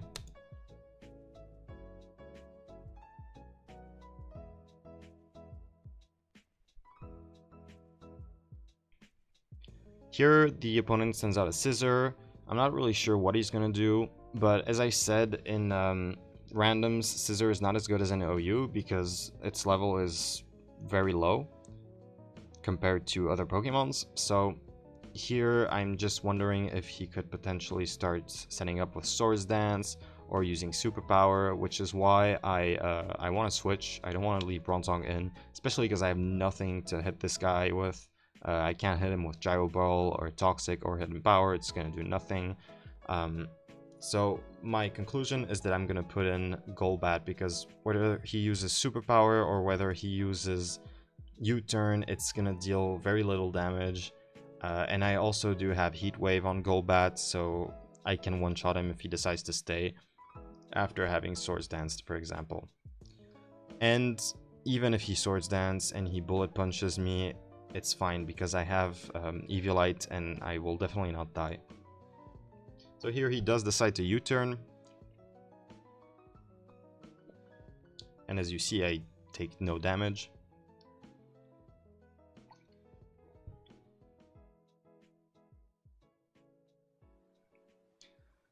And he decides to go Aggron. You should also note that here I realized that Aggron had leftovers, because he took damage from the Stealth Rocks and then healed up. This is good, because it means that he doesn't have something like a Custap Berry. Because there is a set that Aggron has that is Endeavor and Custap. So the logic of that set is that Aggron has Sturdy. So if he's reduced to 1 HP, he can safely use Endeavor. And then due to his Custap Berry, he's going to move first afterwards and kill your Pokemon. But here I see that he does not have that set, so it's good for me. Since I have a flying type, I don't want to take risks. I don't want him to head smash me, use a rock type move and kill me. And I also don't have much against him. My damage is not that high on Golbat yet because I didn't nasty plot. So I am looking for a switch. I decided to go Gliscor because I don't really see what Aggron could do against Gliscor. Some Aggrons have Thunder Wave, so that would not affect my Gliscor. And even if he uses Head Smash, since Gliscor's defense is very high, it's not going to kill him, and I can still roost up afterwards, knowing that he's most likely going to switch. In the end, he decides to use Stealth Rocks, which is fine. Like, it's a bit inconvenient, but it's still fine. Here I have a turn where I could be setting up, but sometimes players are greedy and they stay in. So I decide to just attack, and yeah. Yeah, so there are times where players, they don't really think, or they make mistakes, or they stay in for some reason, and I didn't want to risk my Gliscor taking a hit from whatever he could be doing, and I also wanted to scout for the moves that Aggron might use, so instead of Swords Dancing, I just Earthquake to play it safe. He ends up going Sunflora, which will take very little damage. What I see here is also that Sunflora does not have leftovers, and it did not have a Life Orb. So this Sunflora potentially has either a choice item, which is most likely going to be Choice Specs, or it has a Heat Rock. But since it has Hidden Power Ice, I doubt that it has a Heat Rock and Sunny Day, otherwise its Hidden Power would have been Fire. But naturally, I know that it has a nice move, so I am going to switch. He decides to Leaf Storm. It does a huge amount of damage, but its special attack is reduced. I decide to stay in and take another hit because I don't want another Mon of mine to take a hit, and because I'm honestly fine at this point with Bronzong dying, I would let my Bronzong die, and then I would send one of my setup Mons and start setting up, and I would have a free turn because he would switch out the other Pokemon if I counter it.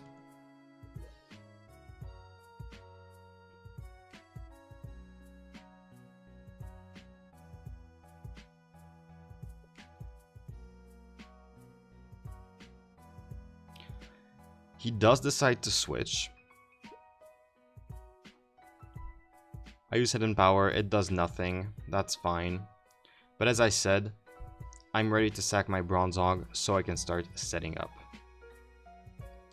Uses Pursuit. Well, in this mode, Scissors who have Pursuit usually have a Choice Band, which means he's locked in and he'll have to switch. So here I know he's gonna swap, he's gonna use another Pokemon, and I can safely Swords Dance. He goes back into Sunflora, but I know I'm faster and it took too much damage from Stealth Rocks, so now my Ice Fang is actually going to kill. So I used Ice Fang, it dies. He sends out Hypno, but this is a mistake because Hypno has very, very low defense and my Gliscor is faster. In addition to the fact that my Gliscor has +2 in attack. So here naturally I do Earthquake. Somehow he survives, which kind of surprised me, but in the next turn he definitely dies, so it's all good. Remember that I said Gliscor was my WinCon, so I managed the game in a way that I could set him up safely, and then start swiping the other team. So in this case it was sacrificing Bronzong, just so I can safely put Gliscor and start setting up. And as you can tell, my WinCon is now doing some very good work. And yeah, at this point my opponent decides to leave the game, so we'll end it at that. Okay, now we can begin with the analysis of the second game. This time I'm not going to go through different segments of the game, I'm really just going to stay on the main screen and analyze what we have. So I'm just going to limit this part to the pre-game phase analysis. So the first thing I do is knowing my team.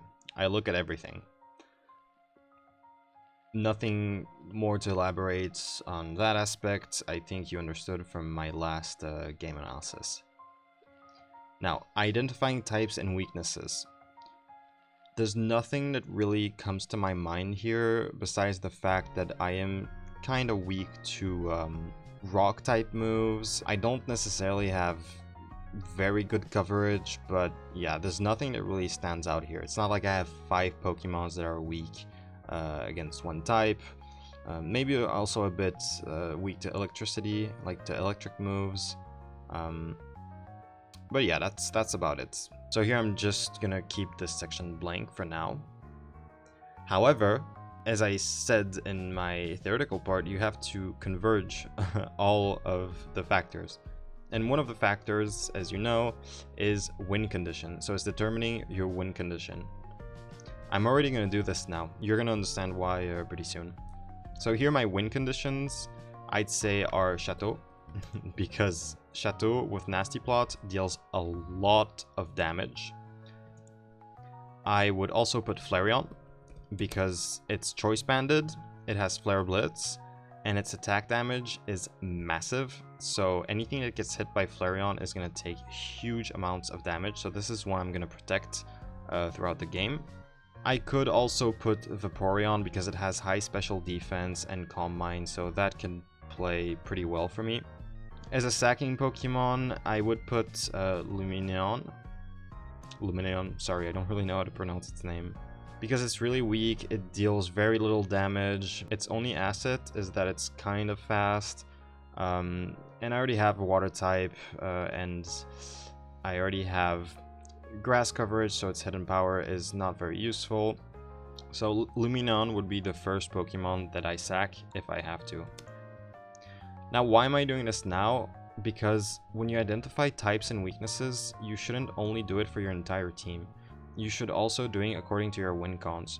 So here my WINCONs are Flareon and Chateau. So in that sense, I have to identify the weaknesses of my WINCONs before anything else. Like, the priority for me is to determine the weaknesses and strengths and every other factor in relation to my win conditions. So here I see that they're both weak to rock, so I'm gonna put rock down. And I don't really have any other Pokemon that can be defensively good against rock. Chateau is also weak to electricity, but I do have a Sunflora that can counter that. And, well, I'm just going to type this down. Sunflora. And my Flareon is weak to water, but we do have a Vaporeon that can absorb water, so that's really good for that. We also don't have any resist against rock, which could be a problem. But we do have good offensive coverage against rock. We have a lot of grass moves, we have water moves, so it's not going to be that big of a deal. In terms of offensive and defensive coverage, I have 1, 2, 3 Pokemon that have very high special defense, so that's good, and I don't really have any Pokemon with high physical defense, so I lack that.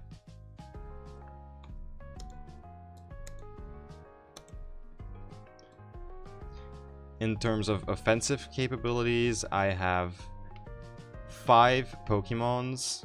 Well, I have 4 special attackers. And I have 1 physical attacker.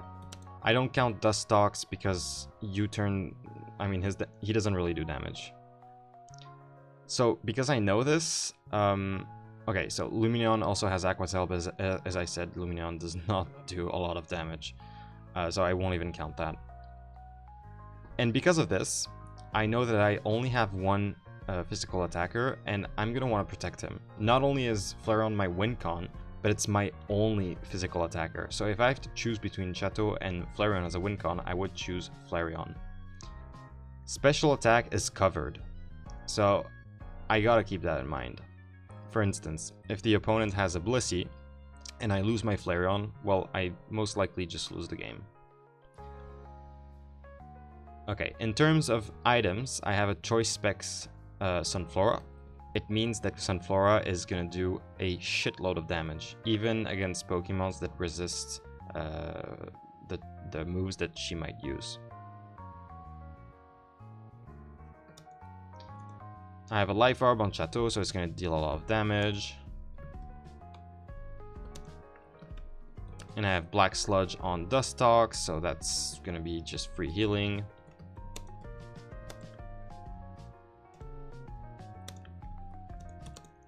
I have a Choice Band on Flareon, as I've already mentioned, and that means that Flareon is going to deal massive amounts of physical damage. Having a Choice Band on Flareon is huge. I have a Life Orb on Lumineon, but I don't care. it's so bad. And I have Leftovers on Vaporeon. So yeah, nothing out of the ordinary.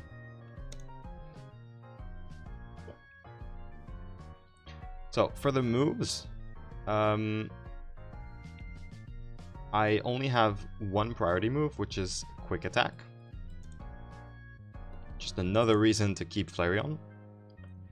For stat enhancing moves, I have Chateau that has Nasty Plot. I have Vaporeon with Calm Mind, and that's it. Which is good. As I said, Chateau with Nasty Plot is very, very good, and Vaporeon with Calm Mind is quite good as well because its special defense is very high. So if the opponent only has, well, if the opponent has a majority of special attackers, Vaporeon is going to be very useful. In terms of status moves, I only have Toxic on my Dustox. For hazard-related moves, I don't have anything besides Defog, so that's still good. I said that my sacking Pokemons are Dustox and Lumineon. Now, the reason why I would sack Lumineon first is because it's just completely useless, whereas Dustox can still be useful for defogging and for using Toxic. So yeah, it's worth keeping over Lumineon. I also have Rain Dance, but it doesn't really do anything here. If anything, it's bad because it will prevent my Flareon from doing the damage it should do with Flare Blitz. So I'm not gonna use Rain Dance at all. In terms of abilities, I have Chlorophyll and Sunflora, so if there's the sun up, that can be useful. I have Tangle Feet on Chateau, which means it can't be confused. And I have Shield Dust on Dustox, which means that it cannot be statused from attacking moves. So for example, if a Pokemon Body Slams, well, there's a 30% chance that Body Slam paralyzes the foe. Well, on Dustox, that won't work. It will not get paralyzed. I also have Flash Fire on Flareon, which is really good because I have two types that are weak to fire, and I can switch in if the opponent uses a fire move. And if that happens, it's just going to be extremely good for me because I'll have a Flareon with huge physical attack damage, with a Choice Band, and with fire moves that are enhanced. So basically, because of those three things, Flare Blitz is going to destroy anything the opponent sends out. We have Swift Swim on Lumineon, but as I said, we don't care about that. And we have Water Absorb on Vaporeon. We can use this to counter water types should Flareon be threatened by water types. So I'm gonna write down the important ones, which are Chlorophyll,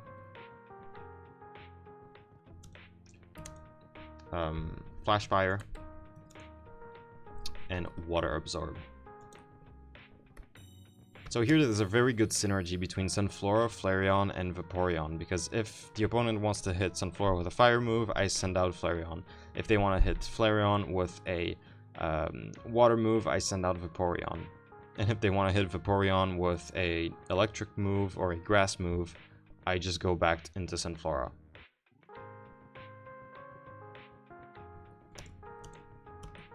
So I'll write down very good synergy. So the win conditions, I've already wrote them down. Chateau, Flareon, Vaporeon, and Flareon will be my #1 win condition. And as a sacking Pokemon, I said I would use Lumineon. Regarding the opponent, I know this player. Well, I don't personally know him, but I've played against him quite often, so I know that he has a very good level. I believe he's in the top 20, top 10. So I'm not gonna do my Hustler strategy. I'm not gonna do obvious moves. I'm not gonna test him. I know he predicts. I know that he plays well, so I'm going to adapt to that, and I will also try to predict his moves. And so yeah, I added here be unpredictable because, as I said, the unpredictable strategy is the best. So sometimes you make obvious moves, sometimes you don't, sometimes you try to predict 2 moves ahead, and against this type of player in the top 10, this is what I would do. Now, is there anything else I should consider? Any unusual circumstance, any unique situation? Not really, so I'll just put nothing here. Alright, so as I said, I'm not going to go deeper into this game. I just wanted to show you another example of how I would proceed in the pre-game phase. But essentially what happened during this game is that I safeguarded my Flareon until the very end, and I managed to win with my Flareon. And so I would do everything to just protect this. I would just put Flareon in, destroy the opposing Pokemon because it has huge damage, and then every time it was threatened, I would switch into something else. Alright, so that's it for the last game analysis. If you want to see more of this game, feel free to check out my YouTube channel. It is from one of my videos. And during those videos, of course, I explain my thought process.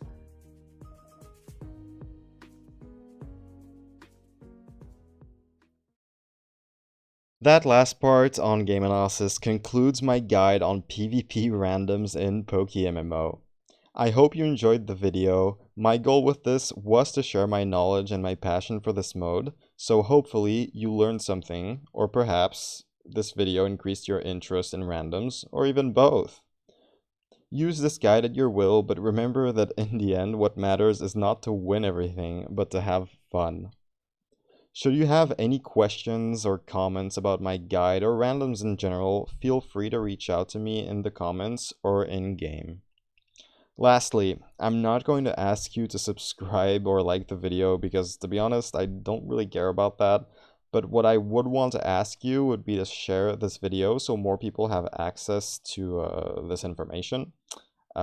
So share this with your friends who play PvP, with your team, or really anyone who would benefit from this guide. Thank you for watching, and who knows, maybe we'll meet in-game, or even better, maybe we'll be matched up against each other in randoms, and in that case, I can only wish for you to use my own strategies against me and win the game. DiscoShiba out!